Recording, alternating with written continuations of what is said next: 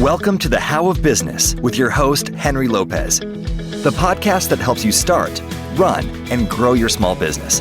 And now, here is your host. This is Henry Lopez, and welcome to episode 350 of the How of Business podcast. On this episode, I'm going to focus on the benefits of niching down the focus of your business to help you grow. In other words, narrowing your focus and offering so that you can better leverage your limited resources to help you grow your business fast, particularly in the early phases of your startup. If you want to receive more information about the How of Business, including links to the show notes page, visit thehowofbusiness.com. So I wanted to focus on this topic of niching down because it's a common mistake that I see with a lot of business owners is wanting to launch or in those early years, wanting to grow immediately to build the business that you might be envisioning operating 10 years from now or even 5 years from now. Whether you are in the planning phase of the launch of your business or you've been in business for 6 months, 12 months, or even a couple of years, this approach of niching down and concentrating your efforts may be what helps you survive and even thrive in those critical early years of your business. Let's look at some statistics which are very interesting. According to the U.S. Bureau of Labor Statistics, only approximately about 20% of new businesses actually fail during the first 2 years of being open. And then it's about 45% that fail during the first 5 years, and then about 65% that fail during the first 10 years, and only about 25% of businesses make it to 15 years or more. These statistics, by the way, they haven't changed much over time and have been fairly consistent since about the 1990s. So though the odds are better than commonly held belief, the reality is that there's still a lot of businesses that are going to close down every year in the United States.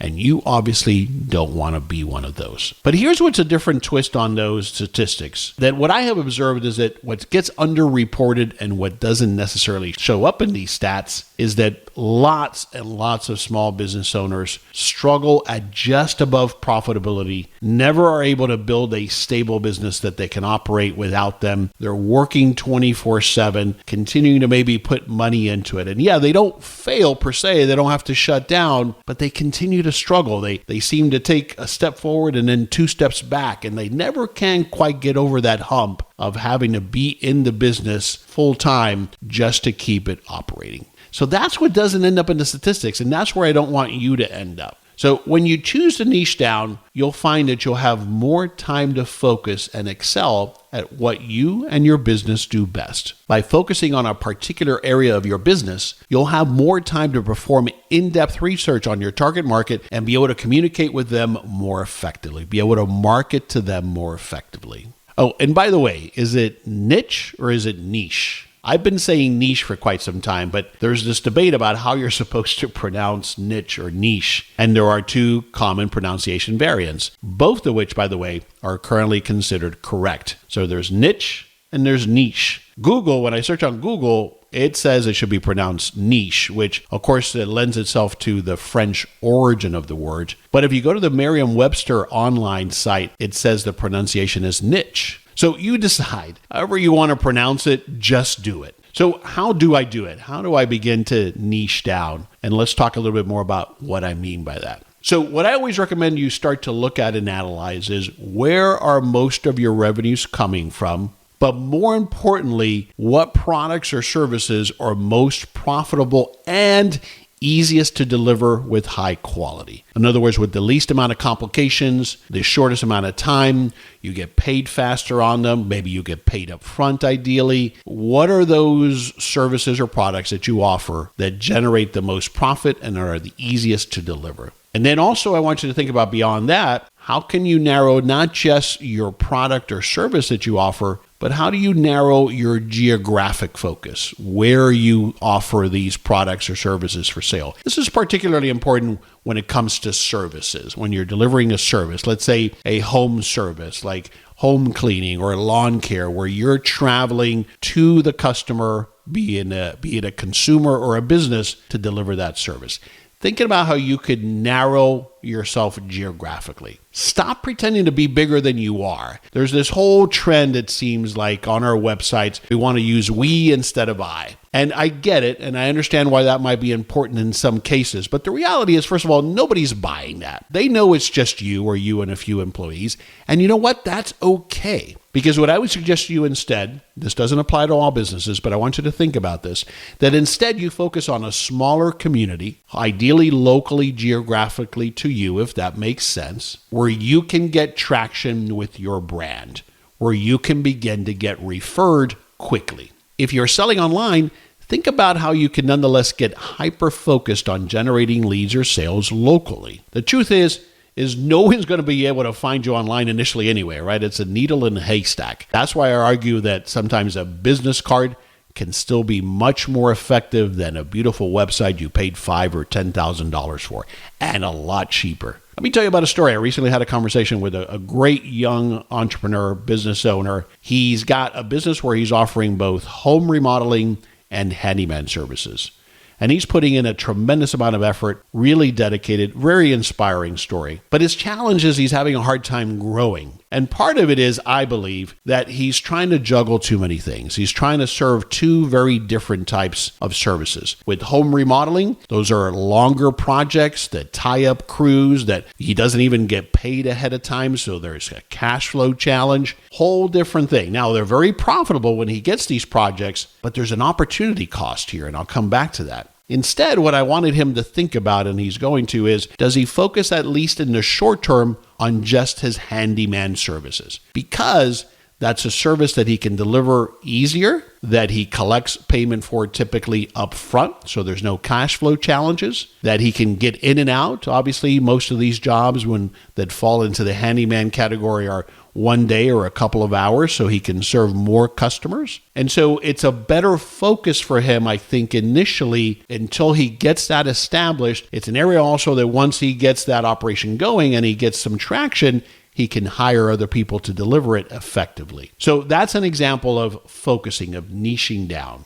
Going back to the challenge of geographic, is spreading yourself too thin geographically is going to kill you. If you're trying to deliver a service or a product, again, like I mentioned, like lawn care service, for example, the time you're wasting just driving from one end of town to the other, there's an opportunity cost there. It's going to be really hard for you to scale with your one crew or just yourself if you're trying to cover too big of a geographic area.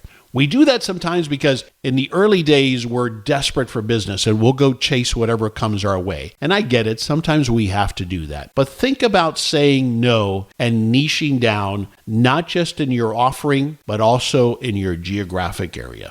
In the case of a physical retail location, a brick and mortar store, or a restaurant, it's still about focusing on a well-defined niche. What will you be known for that differentiates you in the community that you serve? If you think about it, there aren't too many old-style department stores left that are doing too well. And you're certainly going to have a hard time trying to beat Walmart or Amazon at their game. So niche down. Niching down also makes everything less complicated, from your operation to your sales and marketing. Let's talk about operations. By streamlining your offering, you make it easier to implement systems and delegate work. You're able to document and train others to do the work, to make the product or deliver the service. So you make it less complicated. It's also what allows you to step back from working in the business to working on the business. So think about how you can streamline things. Think about when you're deciding what product or service to focus on. I talked about what generates the most revenues, what's most profitable, but also what's easiest to deliver, what's easier and most efficient to deliver. What could you begin to hire others to deliver?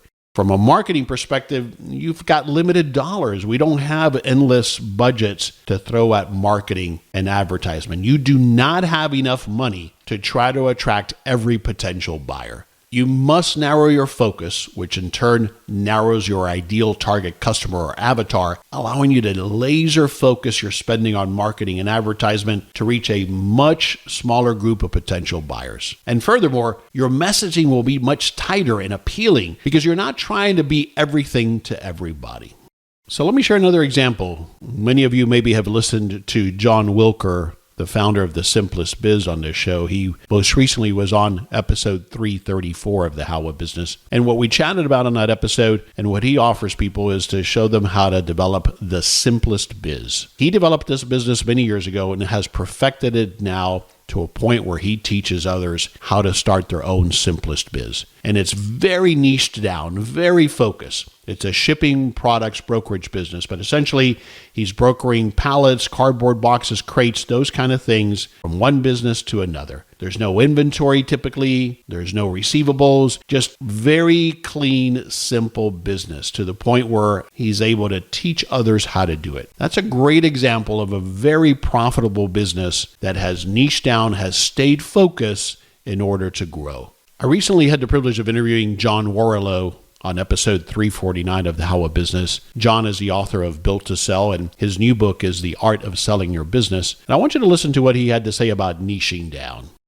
Is there one or two things that you tell people to think of from the start that puts you on the right path to being this type of business owner where you can thrive, where it can thrive without me? Yeah, it's really to reverse the classic mistake most of us make when we start businesses. And that is that we sell too many things to too few people. And the most valuable companies, the ones that can thrive without the owners, give the owners the freedom they aspire for, do exactly the opposite. They sell just a few things to lots of people.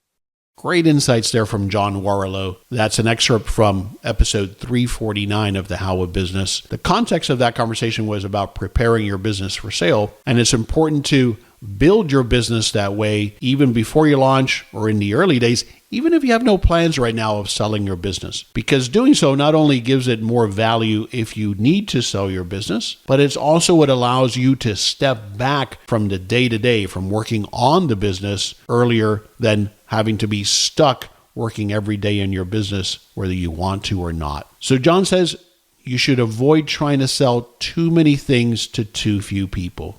When you don't niche down, you're trying to offer too many services or products, and too few people are buying them. For us as small business owners, we don't have the resources to try to bring that many products and services to market, to have offerings that they might be related, but are draining our resources, are keeping us from being able to do one thing well. The most valuable companies, as John said in this excerpt, do exactly the opposite.